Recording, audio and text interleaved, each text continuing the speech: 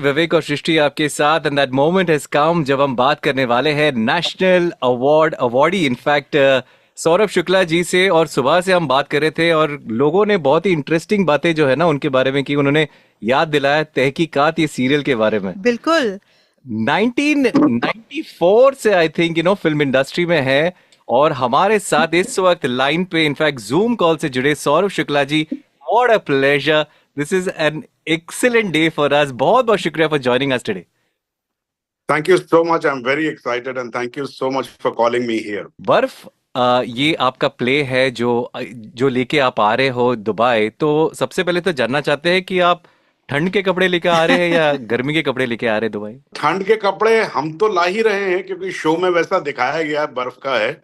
लेकिन जिस तरह का प्ले है मेरे ख्याल से थोड़े ठंड के कपड़े अगर ऑडियंस भी रख ले तो ज्यादा अच्छा होगा।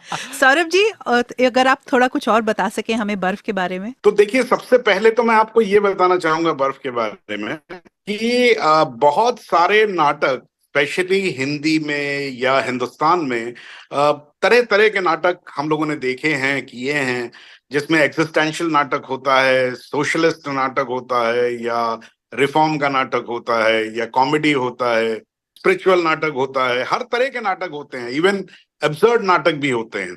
लेकिन जिस तरह का नाटक नहीं होता है हिंदुस्तान में, ये उस तरह का नाटक है।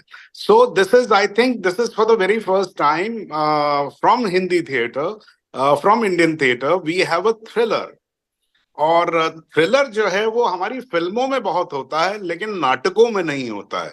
सो थ्रिलर की जो क्वालिटी होती है, उसका suspense, edge of the seat experience जो होता है उसका, वो सब इसमें आपको मिलेगा। और मैं क्विकली आपको बताना चाहूंगा इसकी वजह यह है कि बर्फ को सबसे पहले फिल्म के तौर पर लिखा गया। It's a film script. फिल्में क्योंकि अपना समय लेती हैं बनने में, so I got an opportunity to convert this on stage, and that's what we did. So this is, I will say, that the selling point of Barf is. Definitely the AC will definitely add that interesting moment. But आजकल सब immersive experience की बात कर रहे हैं, technology की बात कर रहे हैं। तो जैसे सीट पे बैठे हैं, स्नो फॉलिंग या फिर पैर पे से हवा चल रही है, ऑल दैट टेक्नोलॉजी इंक्लूड हो तो यू थिंक के और बेटर हो सकता है? बिल्कुल। थिएटर में एक इमर्सिव एक्सपीरियंस जो है वो होना ही चाहिए। ये एक अलग बात है कि जिस तरह का हमारा स्ट्रक्चर है हमारे देश में नाटक करने का, बहुत ज्यादा हम लोगों को फंड्स नहीं मिल पाते हैं उतने। जैसे कि अगर आप ब्रॉडवे की बात करेंगे तो उनके फंडिंग्स जो हैं वो कहीं और ही होते हैं, है ना। और तो उनके यहाँ तो मतलब 1.5-2 साल तक नाटक तैयार किया जाता है और हर प्रकार उसमें, मतलब उसमें एक फिल्म क्रू से ज्यादा बड़ा क्रू होता है उनके नाटकों में। हमारे मतलब 700-800 लोग काम करते हैं उसके अंदर। हमारे यहाँ 500 लोग फिल्मों में काम करते हैं, नाटकों में 10 लोग काम करते हैं हमारे यहाँ। तो ये जरा मुश्किल हो जाता है। लेकिन क्योंकि बर्फ के साथ हुआ ये था, क्योंकि ये फिल्म लिखी गई, तो फिल्म जो मीडियम है वो विजुअल्स का मीडियम होता है। सो एक विजुअल लैंग्वेज है इसके अंदर जो बहुत जरूरी थी उसको ट्रांसलेट करना स्टेज पे। तो हमें जरूरत पड़ी कि भाई हम, क्योंकि ये कहानी जो है वो बर्फीले मौसम में कश्मीर के एक अनजानी सी जगह पे, जहां 3 लोग हैं और एक ऐसी जगह जो खंडरों के बीच में है और तूफान चल रहा है। तो अगर ये the moment we say that we need the audience to feel it.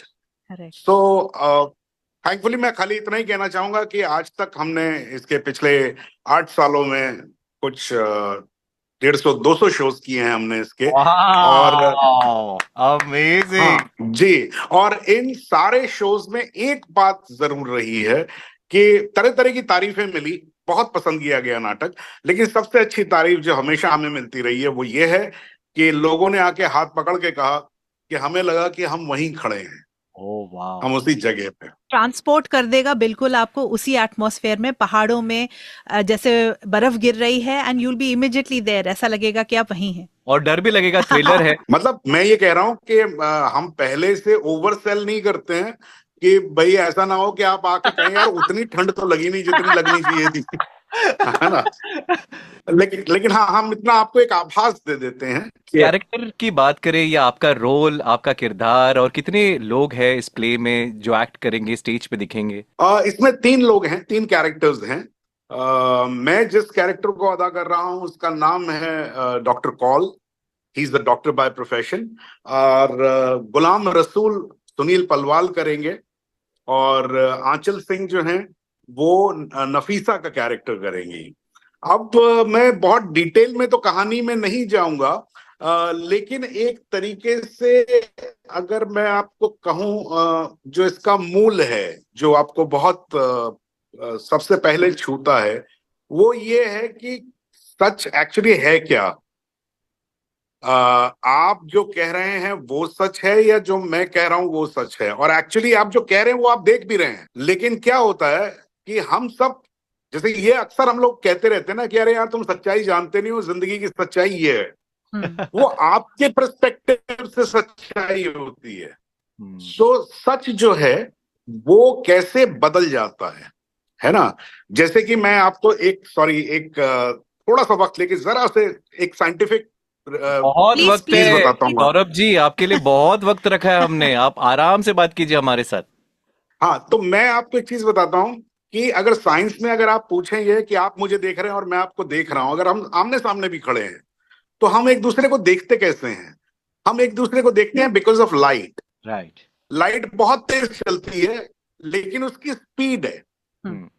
तो जिस वक्त आप मुझसे बात कर रहे हैं, तो आपने समझिए एक सवाल पूछा, मैं आपको जवाब दे रहा हूं, तो उसके बीच में एक्चुअली जब मैं आपका सवाल सुन रहा होता हूं तो मैं आपको पास्ट में देख रहा होता हूं। क्योंकि जिस वक्त वो लाइट वहां से चली थी, भले ही नैनो फ्रैक्शन ऑफ सेकेंड्स में चली, मेरे मुझ तक पहुंची हो, लेकिन वो लेट है। तो सच्चाई जो है, आपकी सच्चाई, जिस वक्त मैं आपको जवाब दे रहा हूं उस वक्त मैं आपको पास्ट में देख रहा हूं, मैं कभी भी प्रेजेंट में नहीं देखता हूं आपको।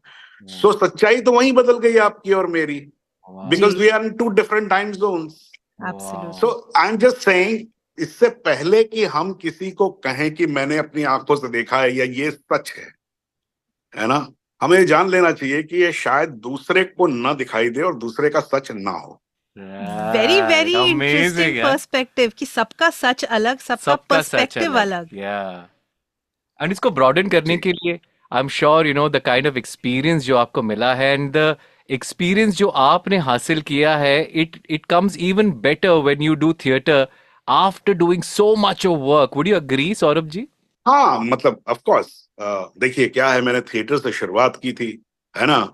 और थिएटर और फिल्म, हालांकि लोग मुझसे अक्सर ये पूछते हैं कि क्या थिएटर आपका पहला प्यार है, या तो मैं हमेशा सच ही बोलता हूँ कि भाई, मतलब मेरा सच जो है वो ये है कि मेरे लिए थिएटर मेरा पहला प्यार नहीं है, या मैं थिएटर को फिल्म से ऊपर नहीं मानता हूं।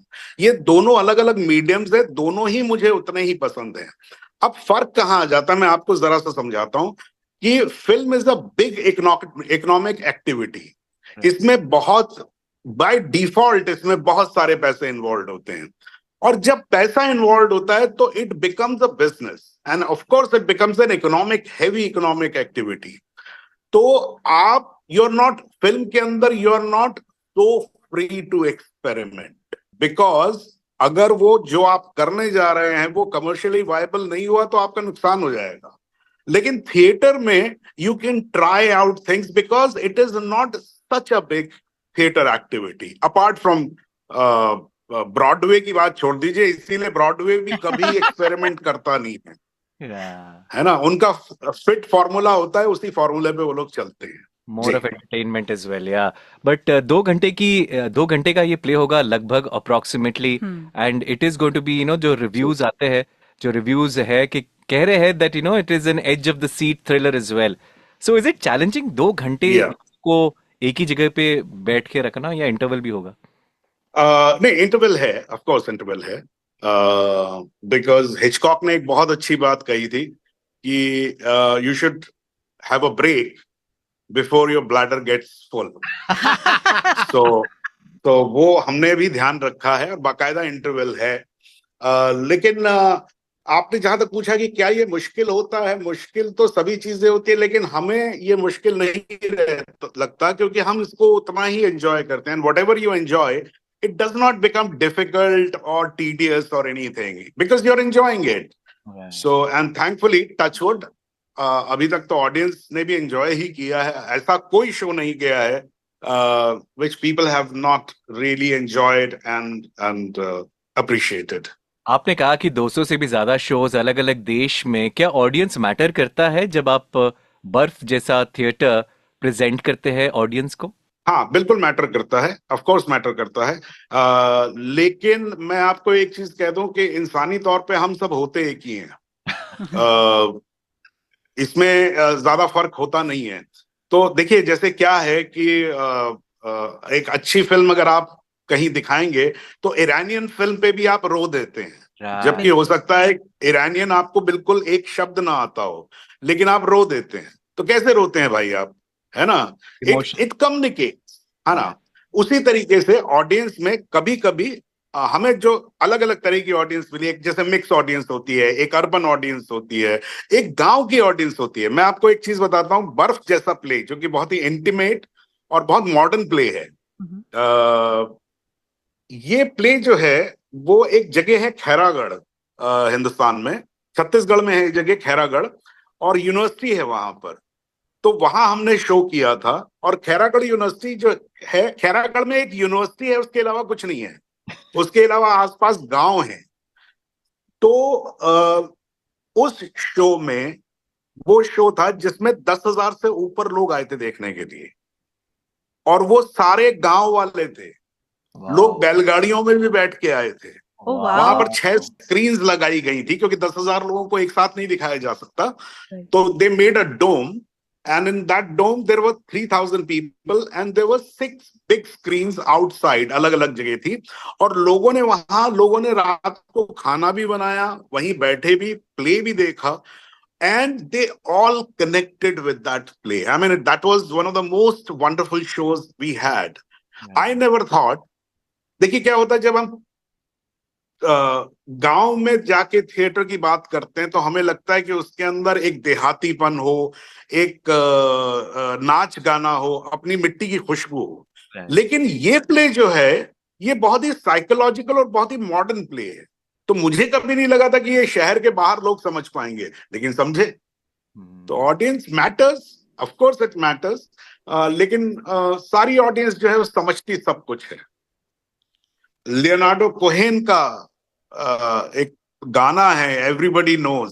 तो ये यहाँ पर भी अप्लाई होता है कि मतलब that's how it goes, everybody knows. Amazing, really. And Saurabh ji, अगर आपकी जर्नी की बात करें, which I just can not stay without talking about, and I still cannot believe that I'm seeing you here in person. The fabulous characters that you have portrayed right from the beginning up till the end. Of course, कुछ ऐसे characters हैं जो हमारे जहन में बिल्कुल बस गए हैं. महाराज, कल्लू मामा, वाह, Sundarlal Tripathi ji, justice, jolly LLB जी, इसके लिए आपको नेशनल अवार्ड मिला. यस श्री जी बिल्कुल. तो आपके लिए what was the most favorite one, if I may say? या एक वो कैरेक्टर जो स्टैंड आउट करता है, जो आपको लगा कि I really did justice to it, या नहीं आपको लगता है कि नहीं, सब कैरेक्टर्स इक्वली एक जैसे बढ़िया रोल्स थे? संजीदा तरीके से इसका जवाब दूं तो मैं कहूंगा कि आप अपने बच्चों में से कैसे तय करेंगे कौन सा बच्चा ज्यादा अच्छा.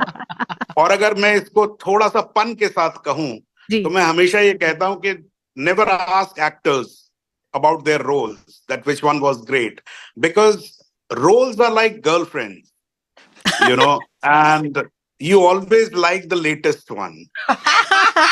we got our answer, Saurabh ji. We got our answer. Thank you. But if you had to speak a little bit, Saurabh ji, if it is okay, you know, Kallu Mama के बाद, how did your life change? Kallu Mama, Satya jab got the success, so overnight we all became known to the people, है ना? तो जिसको कहते हैं ना overnight success, वो मिला मुझे. लेकिन उसके बाद एक्चुअली बड़ा स्ट्रगल शुरू होता है, और वो अलग अलग लोगों के लिए अलग अलग होता है. मेरा जो स्ट्रगल था वो इस बात का था कि सत्या जैसी फिल्म रोज नहीं बनती, और कल्लू मामा जैसा रोज रोल मिलता नहीं आपको. सेकेंडली आपको ये लगता है कि भाई मैंने तो अपना काम कर दिया, आप सब लोगों को पता लग गया कि मैं अच्छा एक्टर हूं, तो मेरी जो फीस है वो ज्यादा होनी चाहिए। जो भी आप सुनते हैं कि भाई दूसरे एक्टर्स को इतना मिलता है, that is not accepted. Okay, उसमें वक्त लगता है। So that frustrates you. And actually एक ऐसा समय था, 6 साल का एक ऐसा समय था मेरे जीवन में, जब काम धीरे धीरे कम होता गया। उसमें मैं ही रीजन था उस बात का, क्योंकि मुझे वो रोल्स अच्छे नहीं लगते थे जो मुझे वो ऑफर कर रहे थे। तो मैंने एक पॉइंट पे आके ये कहना शुरू कर दिया था कि भाई मेरे पास मत आया करो, मैं एक्टर नहीं हूं, मैं राइटर हूं। क्योंकि सत्या मैंने लिखी भी थी, तो मैंने कहा मैं राइटर हूं, मैं एक्टिंग करता नहीं हूं। और एक सेल्फ डाउट का एक मोमेंट था, which I think I will never forget. I always remember that moment, कि मैं अकेला बैठा हुआ था। 6 साल में काम बंद ही हो गया था, कोई आता नहीं था मेरे पास, क्योंकि मैंने ही मना कर दिया था लोगों को। तो मैंने एक दिन अपने आप से ऐसे ही बैठे बैठे अकेले में अपने आप से पूछा था कि Saurabh, are you really talented, or do you just think that you are talented? And that was a very scary moment. But I think every person has to go through this. मैं ये नहीं कहता कि सिर्फ मेरे साथ हुआ है, या मेरे ख्याल से मेरे सभी दोस्तों के साथ हुआ है, सबके साथ ये होता है। और ये बड़ा स्कैरी मोमेंट होता है, but then you come out and then you start understanding the world in a much better way. Amazing जो आपने बोला ना, exactly what I experienced COVID के टाइम पे, और उसके बाद to build that confidence back and keep doing what you are doing. Really I relate to this. आपकी सच्चाई मेरी सच्चाई सिमिलर है। हाँ बिल्कुल है, लेकिन उसको उसका नजरिया जब हम आसपास बैठ के बात करेंगे तो वो भी थोड़ा फर्क हो जाएगा। बट लुकिंग फॉरवर्ड, बहुत सारा काम आप लाइंड अप है आपके लिए। जॉली LLB 3 आ रही है, आपको जस्टिस के रोल में, या ये रोल में देखना वापस से, it is an absolute pleasure. But looking forward for बर्फ एज वेल, क्विकली अगर आप एक राउंड अप देना चाहेंगे बर्फ के बारे में for all the people. 8th को आप आ रहे हैं, 7th को आप आ रहे हैं, लेकिन 8th को ये है जबीर थिएटर दुबई, 8 PM का शो, जो प्लैटिनम लिस्ट पे आपको टिकट्स मिल जाएंगे। तो ऑडियंस से मैं सिर्फ इतना ही कहना चाहूंगा कि ये बहुत ही अच्छा प्ले है। सबको अपना प्ले, सबको अपना काम अच्छा लगता है, लेकिन ये काम जो है, ये पिछले 200 शोज में ये जो चीज है ये प्रूव हो चुकी है। ऑडियंस इसको पसंद करती है और हमें बहुत कॉन्फिडेंस है। हम ये एक बहुत ही अलग तरह का नाटक है जो आप तक लेके आ रहे हैं, and I am sure that we'll have lots of fun. So will see you on 8th at Jabir theatre. बर्फ के लिए हम सब महंगे जैकेट्स और महंगे स्वेटर पहन के आने वाले हैं for sure. Saurabh ji, it was a pleasure and looking forward to see you in the studios one day sir. Thank you so Thank you so much, sir. Thank Looking you. forward. Definitely come for the show. For sure, for sure. Thank you, sir.